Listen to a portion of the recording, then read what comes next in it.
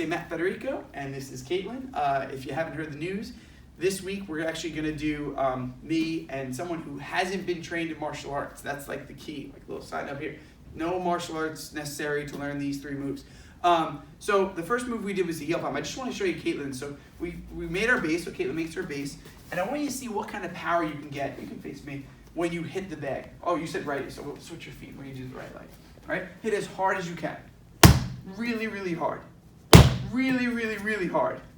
Yeah, even if Caitlin put like half the energy into that and hit someone in the chin or in the nose, I mean, that's it. You know, you're going to have your ability to get out of there. You get hit in the right spot, they're done.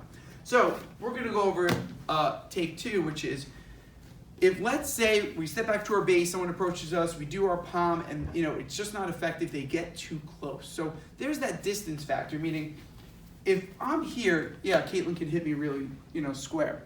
But once I break that little inner circle and I get to like here, now if she throws that palm, it's just not as effective because there's not enough of a runway for her to really hit me.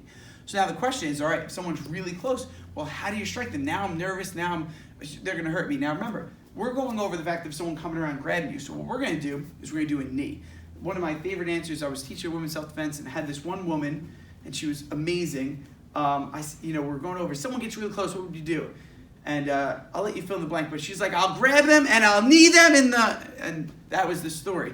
And she's actually really right. If someone gets really close to you, this is one of the most effective techniques to get you away. So if someone gets really close and they're reaching around to grab you or anything like that, you're gonna take the inside track, you're gonna grab around their neck. The reason the neck is, if you grab someone's shoulder, try to like shake me, right? This doesn't really, it's not as effective to really shake someone.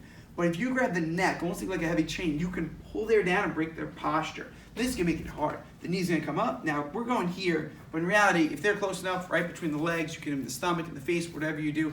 The other cool part about this is after you do your knee, boom, you can go through and you can keep going away. So that's kind of a cool thing is after you do that knee, boom, you back them up, it already starts your run. So just to review, someone gets close, first thing, step back, hands up. We did our heel palm. If someone gets really close, you do your knee, and you're gonna have to stay tuned for tip 3. I'm Sensei Matt Federico. This is Caitlin. Stay tuned.